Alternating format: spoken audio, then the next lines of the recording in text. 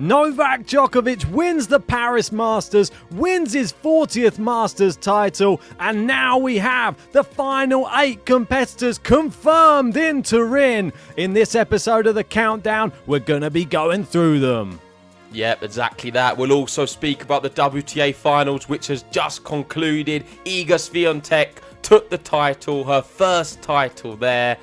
And we have a lot to say about the state of play of the WTA. So sit back, get comfortable, and get yourself a nice cold drink or a hot drink. And welcome to this week's episode of The Countdown. Novak Djokovic has won the Australian Open. 35 matches unbeaten. He's done it! He wins his 14th Roland Garros title. Djokovic wins the Tour Finals for a record equaling 6 times.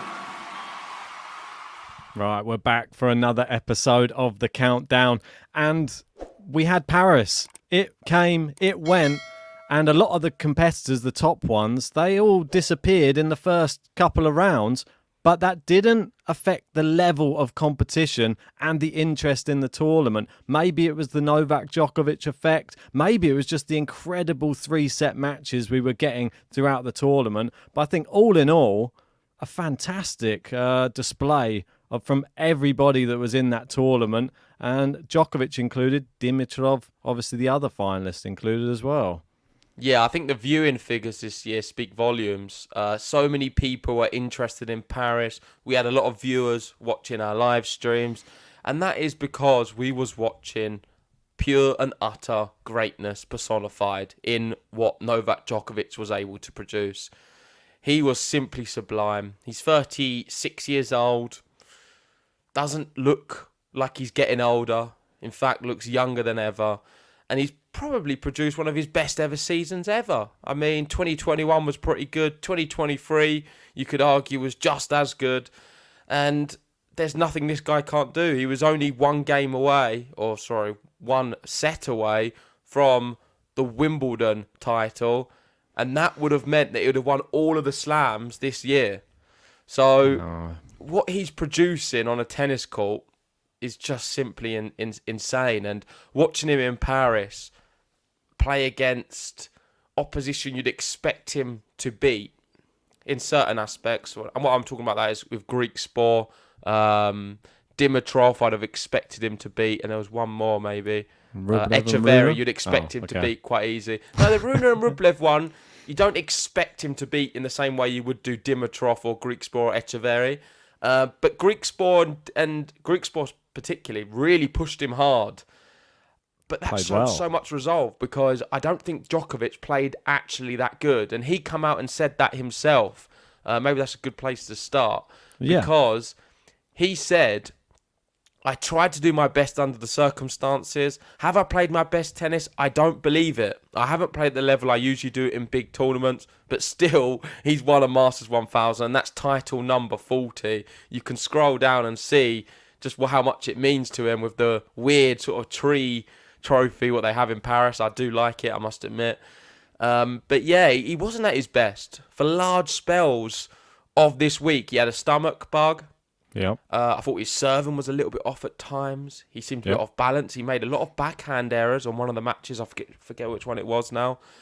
And it wasn't vintage Djokovic, but still, in moments of need, when Rublev was playing really well, when Rune, everything was coming together in that second set tiebreak, he then regains himself. Third set, he's back there again. Next game, he's reset. He's back again, playing good tennis. And I don't know anyone else who can do it. I don't think there is many players who can do what Novak Djokovic does. Simply, a lot of them cannot get off the pier. No, that's exactly right. Go check out the short if you haven't done so yet. It's a good analogy of Djokovic and how high he has set the bar, really, when it comes to level of tennis and consistency at the top level. It's just that one thing that we always say about him, it's consistency. And I know that we sort of spoke earlier off the stream about Djokovic, because I can see why some people who are just sort of new to tennis don't really understand why Djokovic is that good. Like, because when you watch him play tennis, he looks like he makes tennis look easy. You just go, oh, it just goes back in the court every time. Oh, it just goes back in the court every time. Oh, do you realise how hard these guys are hitting the ball at him to try and hit winners past him? And he just gets it back. And then he'll start moving them around. He doesn't necessarily need to hit winners. He'll just move you to the left, move you to the right, drop shot, and he'll get everything back that you throw at him.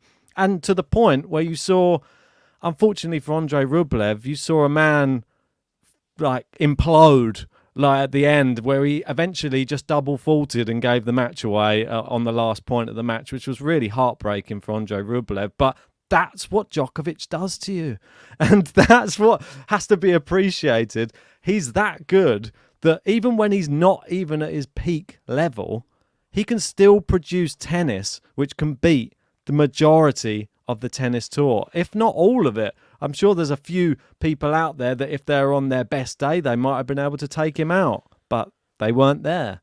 Yeah, something I want to pose to the viewers and yourself. You touched on it there, saying that Djokovic makes the sport look easy. And we're going through a transition stage in tennis with a lot of the big players coming to the end. Federer's just retired, Nadal on his way out. We need a lease of life in tennis. And I feel, with the way Djokovic plays, making it look so easy, I'm not sure if that is good for the sport. And what I mean by that is for new people to get involved in watching tennis. And I'm interested to hear what you guys have to say. This could be a very unpopular opinion. I'm sure it will be with a lot of Djokovic fans. But I feel the Djokovic fans who are here right now are true tennis lovers. They love tennis. They appreciate the game. They maybe play the game in their own time. And they look at Djokovic as a role model. They love everything he stands for. And of course, what he's able to produce on the tennis court is simply sublime. And they acknowledge that, and they can understand that because they understand tennis and watch tennis or play tennis. If you're none of them things and you're just an avid sports fan, are you going to really get involved in tennis watching Novak Djokovic and the way he plays the game? I don't think it is something which will draw as many people in because he makes tennis look too simple. He makes it look very basic. He doesn't show it in a way which I feel makes it look really difficult. And that is all credit to him because of how good he is. But if you're one of my friends who don't watch tennis and I show them a Novak Djokovic match, they'll watch it and think, oh, tennis looks quite easy. It's not that hard. Who wants to watch a sport what looks easy on the TV? You watch football, you see what they do. It's like, you can say some players, they're effortless. They make it look easy, like a Busquets in the middle of the field or Xavi when he was doing it. But still, they have that wow factor. And it's like, if you're not a true football fan, it's difficult to get involved if you don't really know what level it goes to. But I'm just throwing a different approach out there and something for everyone to think about. Because I feel, and I'm not being biased when I say this, but someone like a Rafael Nadal, you watch the way he plays with the athleticism and the way he moves around the court. Of course, it's not as sustainable as Djokovic, and that's why he's had so many injuries, and that is why Djokovic is the greater tennis player. But it does draw more new fans in. And you could argue Alcaraz has a better impact of drawing new tennis fans than what Djokovic does. And that is an idea I want to throw out there. And you can debate it in the comments section. You can debate it right now with me. But I think that is a genuine thing. What do you think? I think that you raise a valid point because we are moving into a new generation as well. I think from my personal experience of watching Novak Djokovic is... As a tennis fan. As a tennis. Yeah. I feel that he has grown on me. Because... growing to know the sport and growing to love how, it's like an art form, seeing someone on a tennis court. And I don't think you get to appreciate Novak Djokovic's game until you start to really understand how difficult tennis is and how high level all of his opponents are at all of these tournaments. When you understand how good all of those players are, it puts everything into perspective how he's doing what he's doing. And it's sort of, I don't know, I don't really understand how he does it. That's the thing. It's mind-boggling, really, to me, how he's able to do that at that level, at that age, and that consistency. It's it's like superhuman almost. But the question is, I know that with you, but would avid tennis fans or people or avid sports fans who aren't necessarily into tennis, would them by watching a Novak Djokovic match think, "Oh my gosh, I need to watch a lot more of this"? That's more the question. That's the angle I'm going at. I'm not talking about you. I'm talking about tennis fan. If you're not a tennis fan already and you're coming new to the sport, well, if you like a little bit of tennis, but you're not a big tennis fan, are you going to be able to convert new tennis fans to watch the sport just watching Novak Djokovic in this current way? Certain matches, yes, but I'd say if it was the general match, maybe not, because the only problem with his matches are people probably look at his matches and just go, "Oh, it's another Djokovic win. Won't bother watching that." That's the problem with some of his. He's beating everybody too much at the moment that I it disagree. becomes. What about with Greek sport? Wasn't Yeah, like but we that didn't. at all. Yeah, it wasn't like that in that match. But this is what I mean. People will see. But I who don't he's think that was a playing. very saleable match. I don't think if you watched him there, you'd think, "Oh wow, I need to watch more of this." Greek sport was the better player for most of the match. He had the better stats in every department, and Djokovic won just all the big points. But what do you really admire how hard that is and really truly appreciate it if you're not a hardcore tennis fan and you actually understand what goes into that? That's why we appreciate Djokovic and we know how great he is. But I don't think it's good. If you want to increase the number of tennis viewers globally, Djokovic being at the top, I'm not sure if that is the best way of doing so. Of course, we can't control it. He's the best player, and rightfully so, he should be there. But is it going to get more people involved in the sport? I don't know. I'm not sure if it will. And I think that the one key factor, which it makes it look far too easy. Alcaraz doesn't make it look easy. He's scampering around. He looks in trouble a lot of the time in the rallies. Is he going to get there? Is he not? You can have that with a bit with Djokovic, but he looks so much more controlled. He looks so much more composed. There's never that element. It's like in a film. If you're watching a film and there's never a stage where the hero's in trouble or gets locked up before they kill the wild beast. That's how a plot of a story goes. You need to have some. There's actually a word for this. I studied it when I studied media, but I forget. But in a story, there's a part of the story where there is some adversity, and then how are they going to overcome that adversity? With the Djokovic matches, they seem very controlled, and when it's not going his way, it just doesn't look great. But then he's always going to win the big points to win the match. I don't know how watchable it is for new people who don't appreciate the sport. I know I keep saying the same thing, but I'm interested to hear what you have to say because I've been thinking about it a lot. Well, I think that the one thing that I didn't touch on when I was saying that last bit was like new fans aren't going to appreciate defensive tennis as much as they will appreciate offensive tennis. And he's such a good, hence the name The Wall a lot of the time. He can get everything back. And he doesn't need to go on the front foot and attack with he can do it, and we've seen he can do it, and he can hit winners after winners, but he doesn't need to. And a lot of the time he relies upon his defense, how good he is defensively to beat players. And that's probably why you do see, Kyrgios might get in the headlines because he's hit a forehand at 150 mile an hour or something and just gone way, like that, and done some funky little dance or something afterwards. That'll get in the headlines a bit more and get people more interested because it's a bit more like flair involved in that type of thing. And I can get that. And that's why I feel like he's a purist style player for the real hardcore fans, Novak Djokovic. Okay, interesting. Well, let us know in the comments section. What do you think? I'm not taking anything away from Djokovic. Just put that out there. Disclaimer. It's supposed to be celebrating Djokovic on this episode because it's turned around. I am celebrating his greatness. He is simply incredible.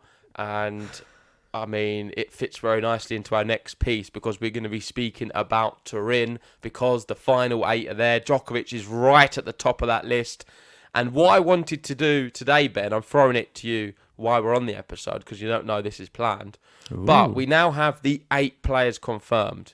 Yes. I would like to, together, have a ranking system from 8 to 1 on, I don't know, you can just do it on who you think has the best chance of winning. You can look at it. Or just, I don't want to just do them based off level of players, but let's just look at this tour finals in general. And I want you to tell me we've got these 8 names. So we've got Djokovic at the top with 9,945. Pretty crazy. Alcaraz second. Medvedev third. Sinner fourth. Rublev fifth. Tsitsipas sixth. Zverev 7. And Holger Rune made up the final spot because her catch wasn't able to do so. Taylor Fritz struggled. De Minaur struggled towards the end. And this is the final 8. But I want you to tell me your top 8 in order. And I think we'll start with number 8. Well, exactly right. I mean, let's have a look at the whole list just so we can see them all there as well. So we got Djokovic and I don't know if I spelled his name wrong there. That's a bit of a disappointment. Djokovic. Anyway, could have picked a better one. I would say I'd have to go based upon recent results and past performances at the Tour Finals. We've got 4 previous champions in this 8. So we obviously got Zverev, Tsitsipas, Medvedev, and Novak Djokovic. It's going to be really tough for me to put Alcaraz very high in this list, and I know that I'm probably going to get put him 8th. I don't know if I'm going to put him 8th, but I'm going to put him quite low on this list, and that's my personal opinion. Might be, and it's the time of the year thing as well. I'm sticking to it. And I was right about Paris, and I may be right about the Tour Finals as well.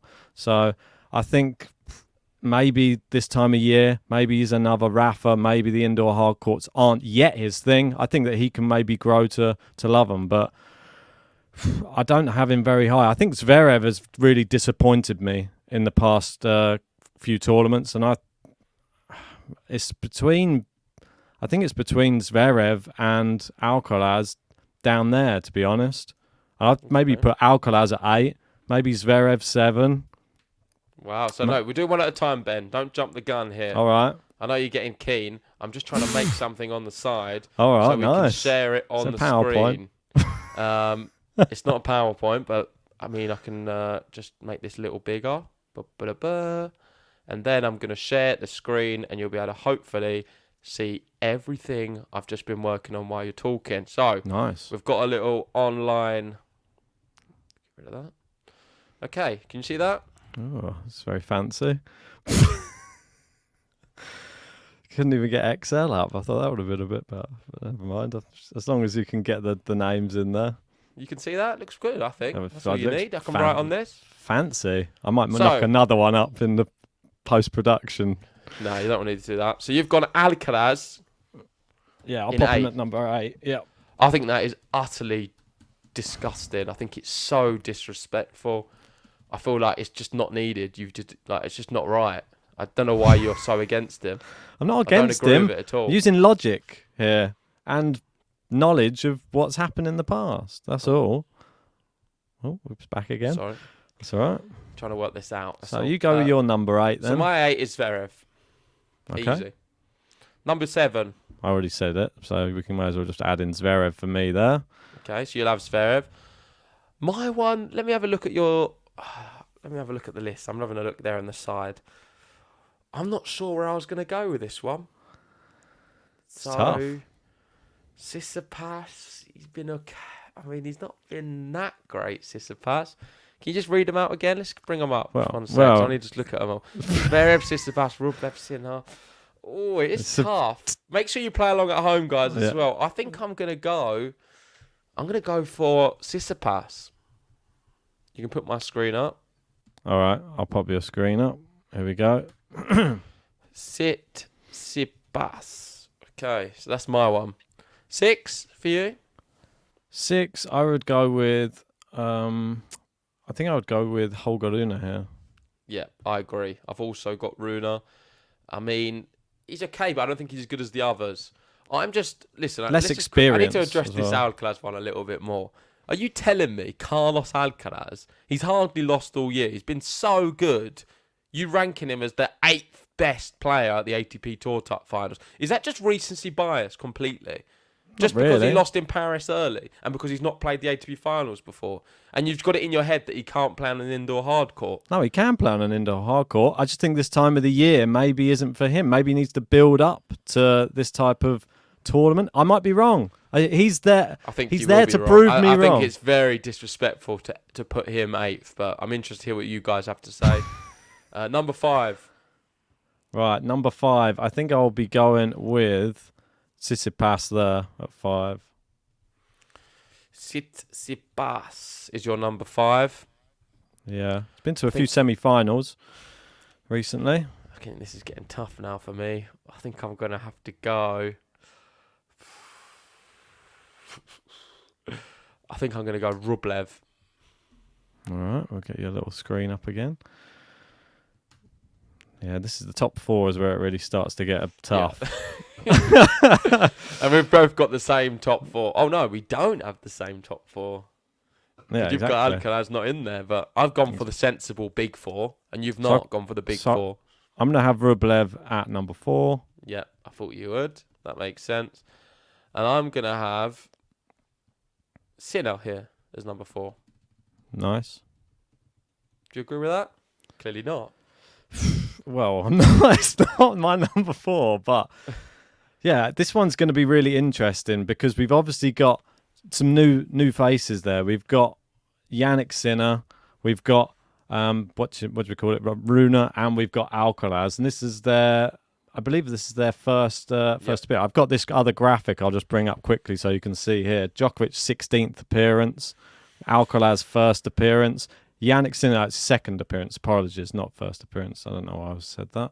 And then Holger Rune, first appearance. So yeah, we got 6th appearance for Zverev, 5th appearance for Tsitsipas, 4th appearance for Rublev, and 5th appearance for Daniel Medvedev as well. So Djokovic has got probably more than all of them put together. But right, so if we go to my number 3. This one's really tough because it's either like, is it Sinner's time? You've got Sinner, Medvedev, Djokovic, and I've got Alcaraz, Djokovic, Medvedev. I'd have to go on a bit of form, to be honest, and I'd have to put Medvedev here. It's tough, though, because it could quite easily be deer in the headlights Sinner because he's been playing so well, but is it going to continue? Don't know. I'm also going to put Medvedev here. Ooh, here we go. So I'm sure you know who's my number 2 by doing that. That means Sinner is at number 2. Djokovic, yeah? No, Sinner at number 2. And then you know my number 1 already. Yeah. So I guess you've got to wait for mine now. Is Alcaraz going to be number 1? Hopefully it is. Please put Alcaraz at number 1. You're bigging him up so much. Djokovic is number 1. And then, of course, Alcaraz as number 2. I think everyone's getting onto him too much. That's unless Roman Safulin comes in for as a late alternate. He's had a few injuries. You're being super harsh. I honestly I'm believe joking. No, you're being far too much on Carlos Alcaraz. It's not right. Can't get rid of this dot. That's fine. Don't worry about it. Yeah, I've got a bit of OCD. What about the line underneath? No, that's fine. Carlos Alcaraz. Yeah, he's my number 2 because I think he has been exceptional this year and he's been the second best player on tour. We're looking at it for a duration. I think he can compete at the top level. When the pressure's on, he's going to deliver. I'm not sure if Rublev can. I'm not sure if Tsitsipas or Zverev. Well, I know Tsitsipas and Zverev certainly can't deliver on the big pressure. And I'm surprised you've got Tsitsipas higher than Rune. Looking at your list, I think you've been utterly so disrespectful to Alcaraz, and it's a real big error. You've just looked at recency. I think Zverev one you've got pretty much right. Rune, I agree with you. Tsitsipas, you're overstating him massively. He's probably going to be checked out by then, not be that interested.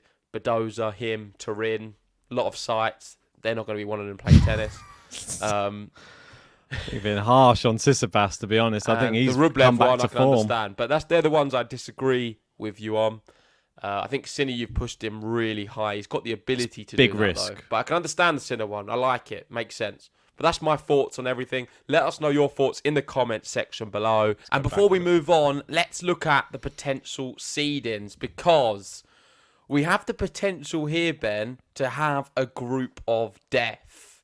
The seed. So this is a tweet. I'm not sure who put this out. Morgado. Was it a Morgado tweet?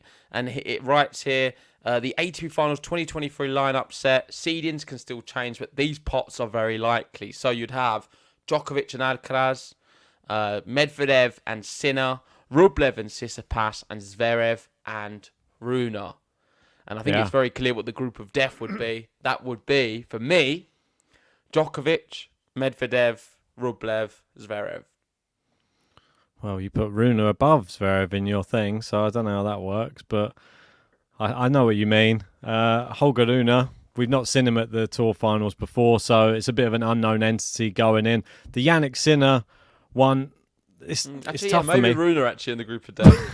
That's what I mean. Now you say it. It's a tough one to pick. But for me, Yannick Sinner, we only seen him play at the Tour Finals before. The reason I didn't think he was there before is because the only time he played was as an alternate when Berrettini dropped out. And then we came in and he only just lost to Medvedev in a final set tiebreak, who eventually went on and won the whole thing without losing a match.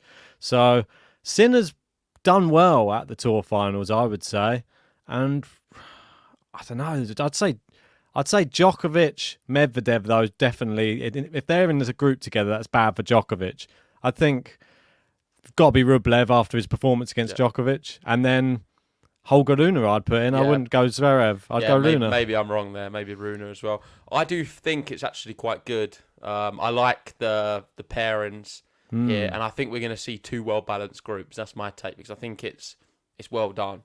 What do you think's worst case scenario for Carlos Alcaraz? The worst case for him is Sinner, Rublev, Zverev. Yeah. I think them three. This could be some cracking cracking he's matches. done all right against Rune. He always kills Tsitsipas, and Medvedev's tough, but not as tough as it is for Yannick Sinner. Well, when he plays Yannick Sinner. But anyway, let's move on. That is the end. Let's conclude that section altogether and move on to a little bit about the WTA, because I got to cover the match the other day, the final. I know you was unable to because you was out at the time. I don't know if you want to bring up the Iga tweet, but let's do it. She won the event. She's broken records in doing so, only dropping, I believe, 20 games to go on and win the title. She beat Jessica Pegula 6-1, 6-love in 59 minutes. She's going to return to world number one and finish a second consecutive season on top. So things are looking great for Iga. I think Sabalenka's had a fantastic year, and she's kind of, I don't know, she's let it slip a little bit. I feel like she's fumbled the bag, really, with this, and she's allowed it out of her grasp when she had it sort of won.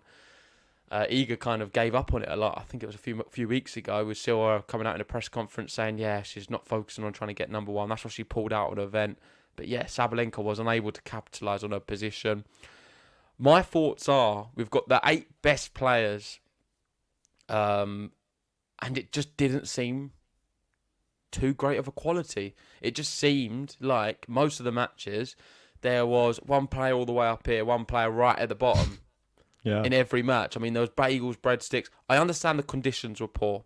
I understand the weather was very bad. So the courts weren't good. The weather wasn't good. I understand the crowds necessarily weren't out in the early stages. And there was even some matches, which we can go on to maybe in another countdown, with the doubles specifically, where there was someone who went round and there was not one single person watching a doubles match. So I don't know what that has to say about the state of doubles. But still, there was lot of issues around the event. I think it was badly done, and I'd like to see it move to another country and location next year. Despite that, there's no excuse for the level of tennis we saw. I thought it was abysmal at times. I thought Pegula was terrible in that final. Iga did okay, but still, Pegula just was not good enough going into the net. It was terrible to watch. I didn't enjoy it, and I don't think it is very good for the WTA and the sport. To have the final 8, the best 8 players all coming against each other. You should be seeing excellent tennis. And it was an absolute shower of beep. So call it what it was. A shit show.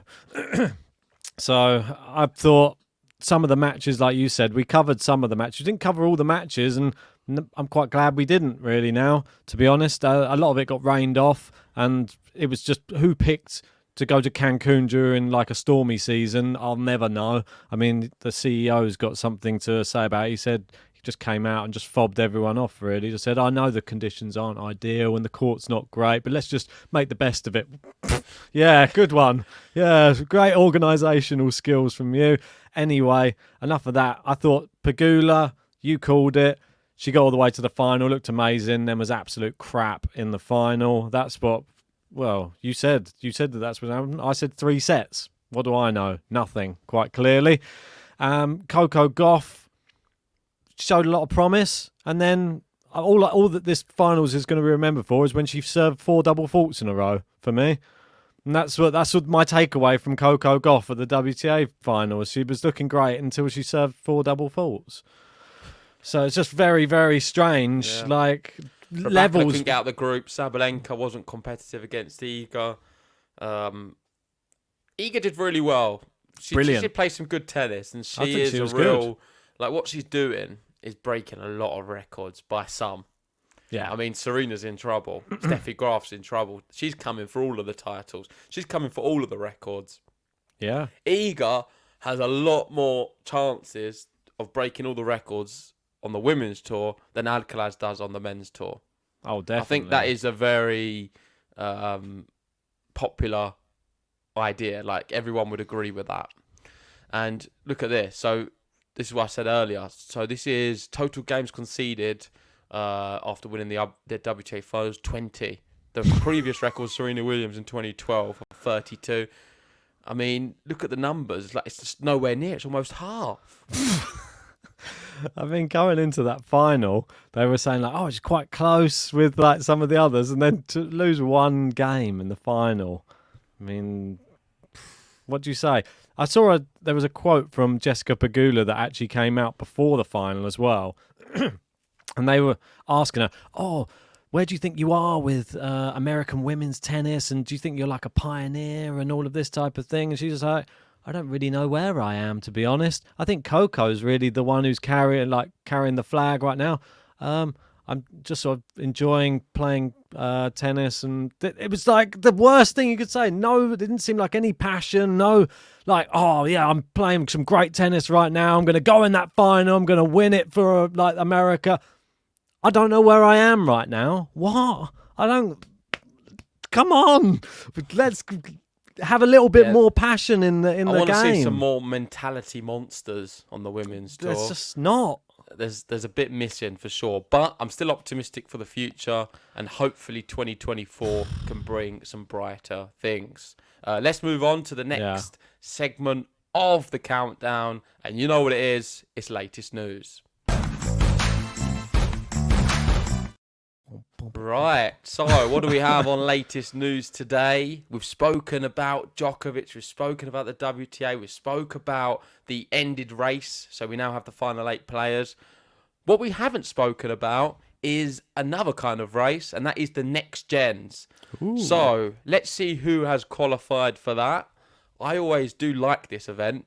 So who we have is Arthur Fils, Luca Van Asscher, Dominic Stricker, Flavio Cobolli have qualified.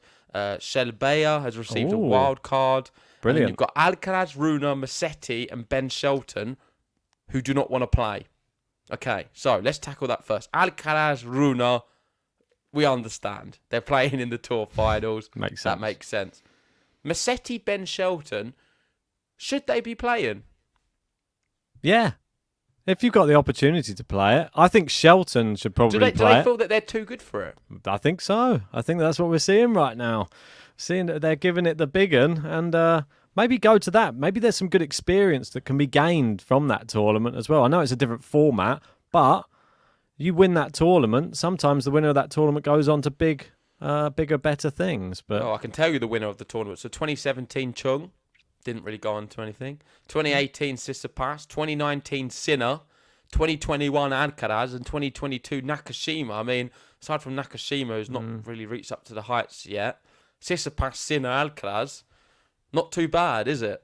Yeah, really good. Nakashima sort of plateaued a bit this year. I thought he was on a good trajectory, making a few slam first rounds and that type of thing, but we haven't really seen him do too much since he lost to Kyrgios. Was it in 5 sets at Wimbledon?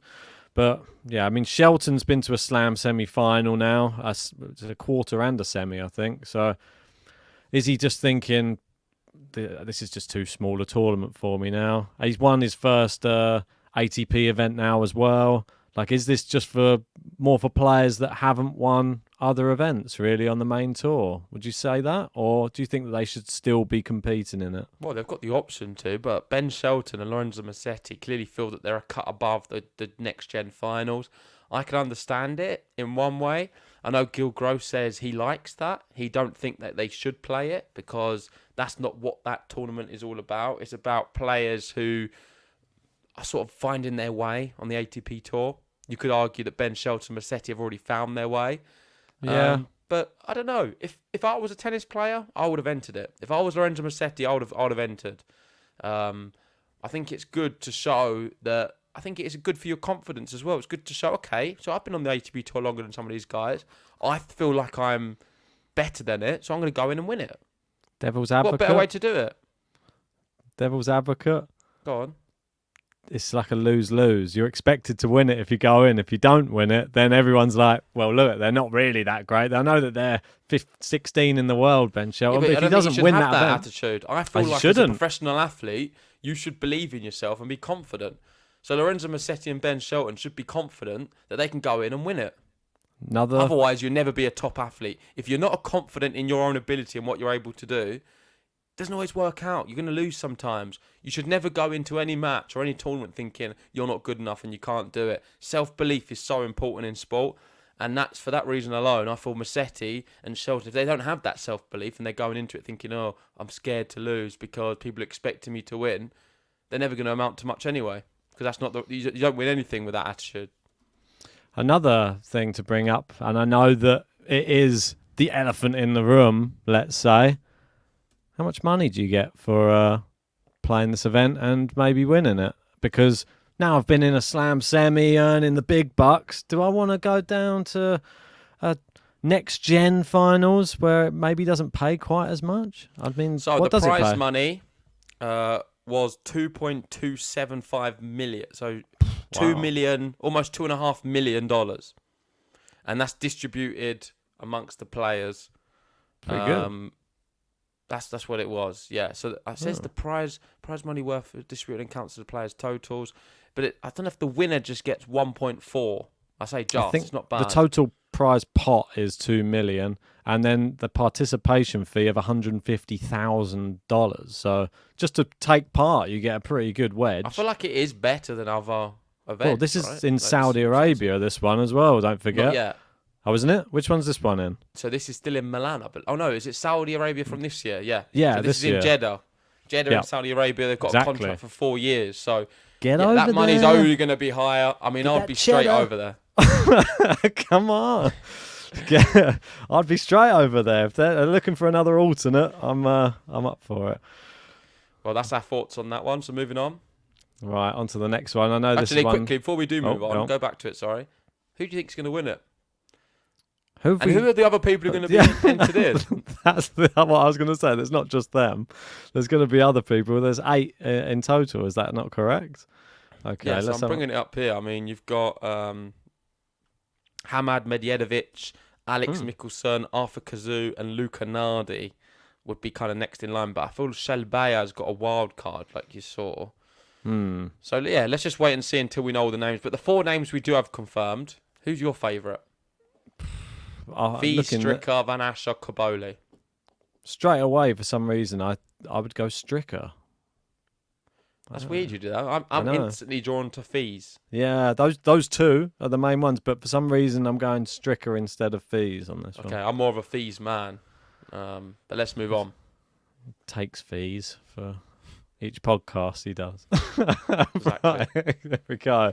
This one, we'll go on to the Greek. It is Stefanos Tsitsipas. And in a recent interview, Stefanos Tsitsipas suggested that winning the ATP Finals is bigger than winning a major title. Wow, that's pretty big. And this is what he said. We all gather together and we get to play against each other and focus on the facts that we are the best in the world trying to fight for this mega trophy, which is a grand prize in our sport. It means a lot. I would consider it probably bigger than a slam, honestly. Wow. Big words. No, would be the instant answer I would go for. I understand where he's coming from, probably because he's won it. But there's just part of me that just feels that when you can prove yourself over the course of 2 weeks in a Grand Slam, that is much more of a painful process to have to go through to prove yourself to be able to win a big event. It is on indoor hard court, which we don't have a slam on it, so it's the closest thing that we do have to an indoor hard court slam. And it is, you are only playing the best players in the world, so I do get what he means there. But sometimes the trickier matches against people you've never played before. And that's why a slam is very, very interesting. And this one, they've all got head-to-heads. We know that. I've always said Stefanos Tsitsipas is the best person to ask about our dilemma and our debate we've had for many, many years now. What's the best thing to win? What would you rather do? Win an ATP Finals or get to a final of a Grand Slam? Stefanos Tsitsipas has done both of them things. And I'm sure if we was to ask him, he would say, I'd rather win the ATP Finals. If he's saying it's already bigger than a Grand Slam, then of course he would rather win the ATP Finals over getting to a final of a Grand Slam. And I've always said that to you, but the loser mentality inside of you can't accept it. Well, I think you're just going after the money, to be honest. Probably I'm more not going money. After the money. I would rather win than come second. Can you not understand that logic? Yeah, I can understand it. But this wasn't the original debate anyway. I know that you kept moving the goalpost. We started off with winning a tournament, then it went to winning a Masters, then it went to winning the Tour Finals. Which is an ATP tournament. I said it started off, would you rather win an ATP tournament or get to a final of a Grand Slam? You said it depends on the tournament. I said any ATP tournament. And then if you look at any ATP tournament, this is one of them. It is This one is of a them. licensed ATP tournament. The Nitto ATP Finals.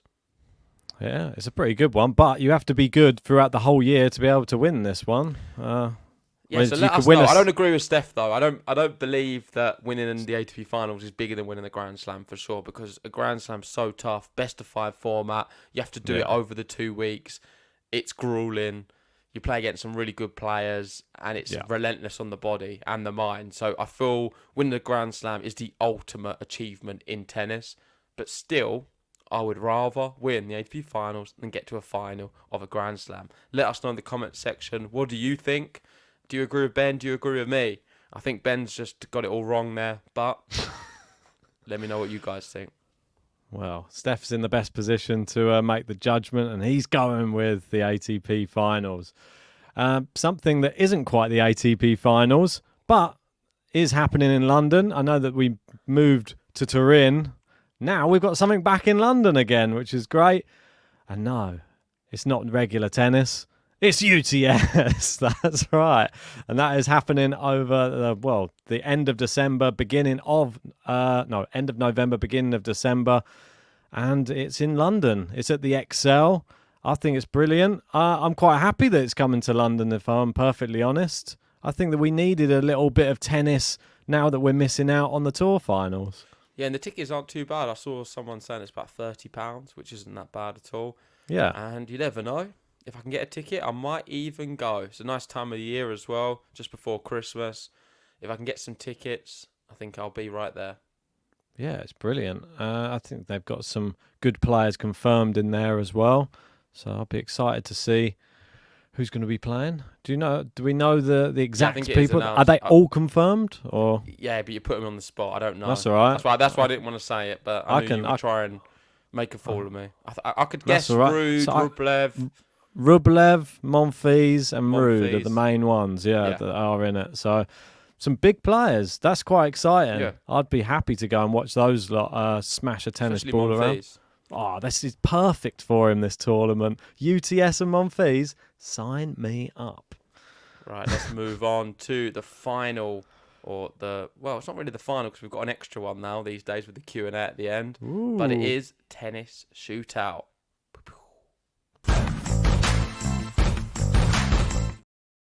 Right, this is where me and Ben ask each other a question. We've got 30 seconds to answer, and then we both get it wrong. That tends to be the running theme. Hopefully we can get one right in this episode. Do you have one prepared, or I've got one We've really been clutching at straws with these questions to try and keep it loosely related to the Tour Finals. Now, I feel that we've looked through all of the stats so many times that probably we'll end up picking the same question to ask each other soon. So this one, hopefully, I think it's relatable to you in some sort of way, and it is definitely relatable to the Tour Finals. So we'll get 30 seconds. First, are you? Yeah, I'm going to go first just while it's fresh in the noggin. I've just got to keep Before it you up forget there. it. Yeah, definitely. It will happen. So, right, get the 30 seconds up. Ding. Right, I've got it here. So the last person to qualify for the Tour Finals in 2023 was Holger Rune, as we're well aware. He qualified in 8th place. But Holger Rune only won one tournament in 2023. Can you tell me which tournament that was? Go. We'll see one this year. And when did he win it? I think he won it in was it on the clay courts? 15, 13. I feel like it might have been he won something on clay. He won. Is it in Sweden? No, not Sweden. I'm going to go. That's it. That's the time okay, up. Right, let me just go for. He's won. I don't know what he won, man. Is it UMAG? It's not. Is that your final answer? Yeah, I don't know. Okay. Well, the reason that I posed this question to you, because it sort of relates to you. It sort of relates to both of us in a way.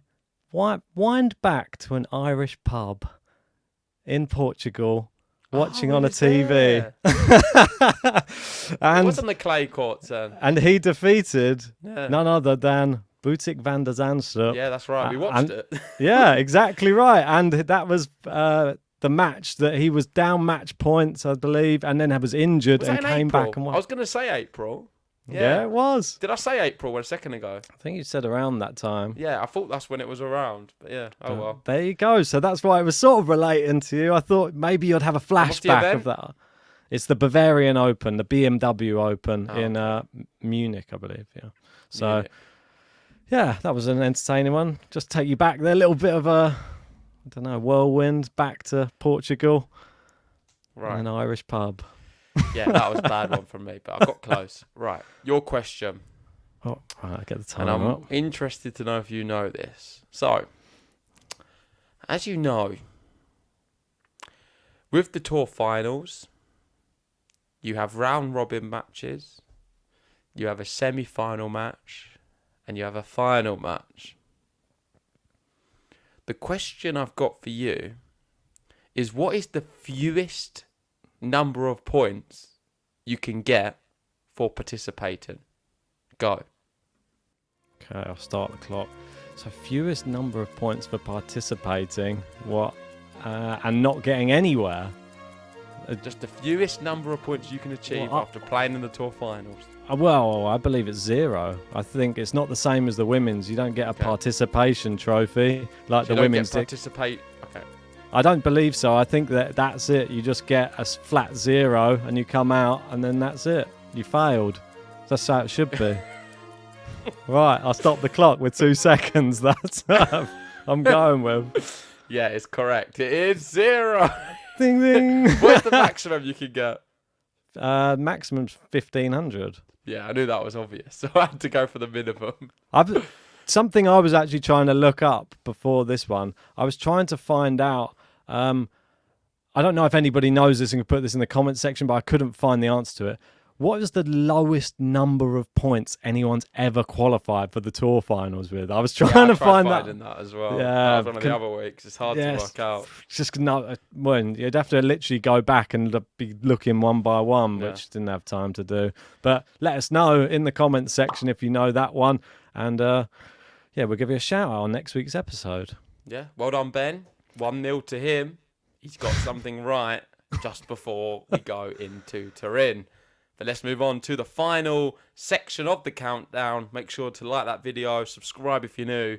This one is your questions. It is the Q&A part.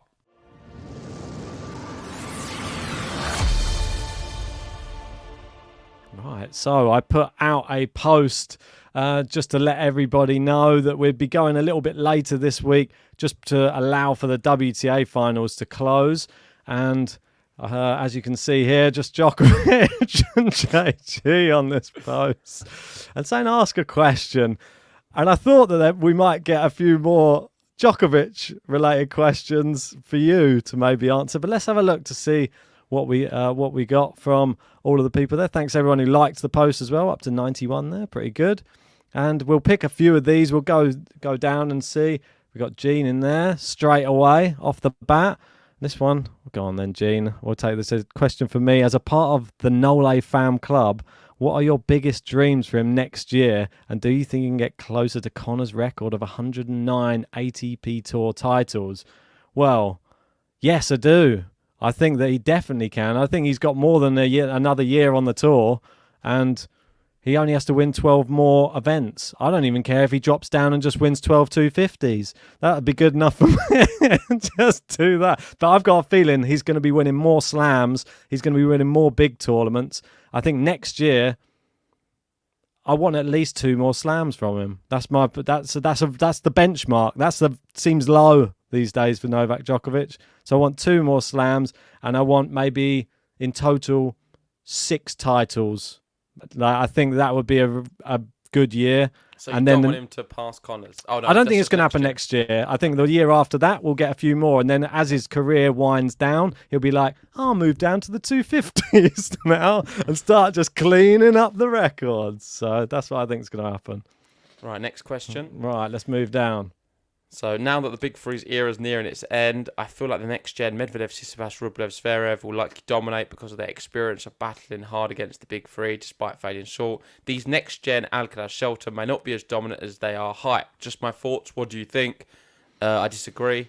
I don't think Tsitsipas and Zverev are cut from a tough enough cloth. I think we'll see them win bits and bobs. They're not going to dominate though, and I think it is in the hands of the new breed.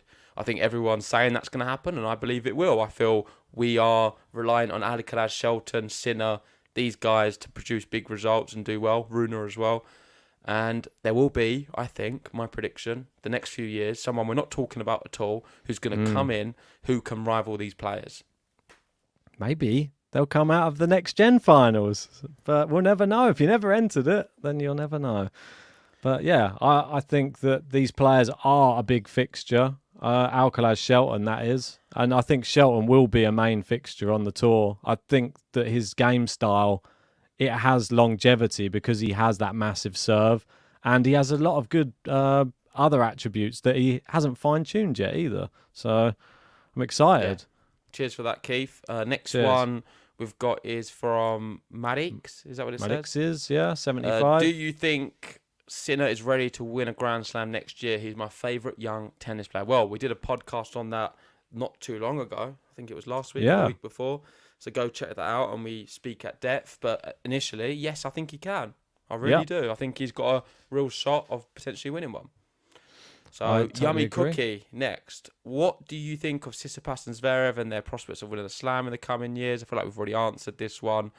It's pretty much similar to the other one.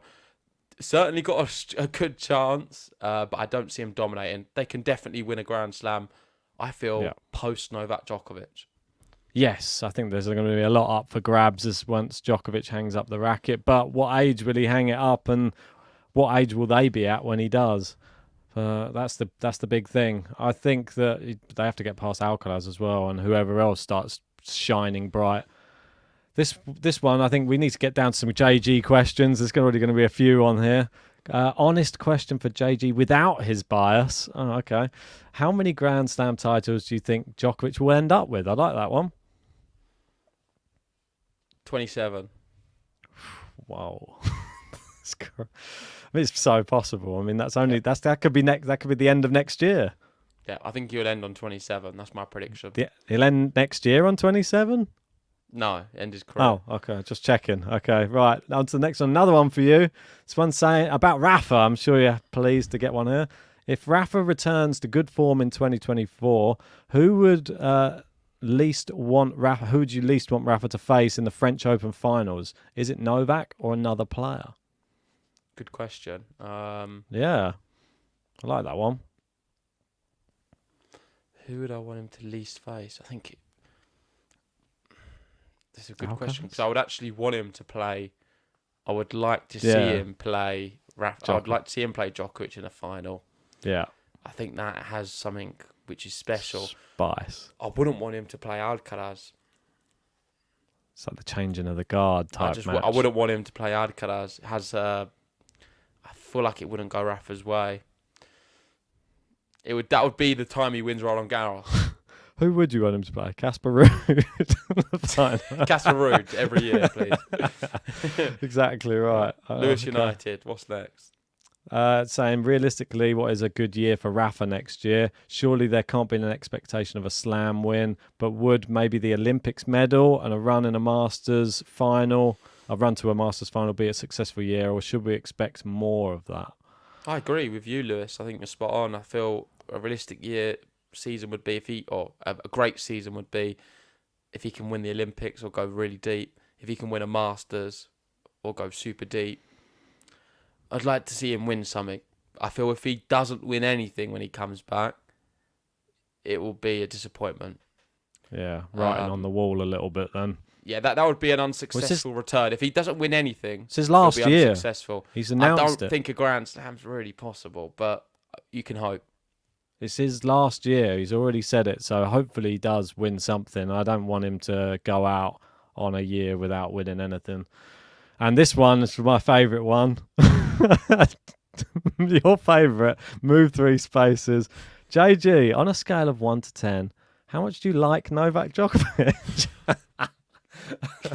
A scale of 1 to 10. 7. Oh, it's quite good. Or 6. Oh, 6.5. it's gone down. It's gone down instantly. Oh, so at least it's above the halfway stage, but that's a good one. Thanks for those questions, everyone. Yeah, thank you. And make sure to leave some questions next time we put a post out, and we'll answer them on the next episode of the Countdown. But for now, we'll see you later. See you in Turin, when we will be covering the ATP Finals. We do have a lot of content coming after the tennis season's over. We'll be doing some reactions to our predictions last year. We'll be doing a season review. We'll be doing an awards ceremony. And we'll also be doing, hopefully, some player podcasts and also some podcasts with some very, very popular figures on social media. So thank you everyone for joining us and watching this episode, or if you're listening on Spotify, please give us 5 stars. Go check us out on Spotify too. Like this video, subscribe if you're new, and we'll see you for another episode very soon. Indeed. And don't forget, the draw for the Tour Finals is tomorrow. Make sure to join us for it. See you then.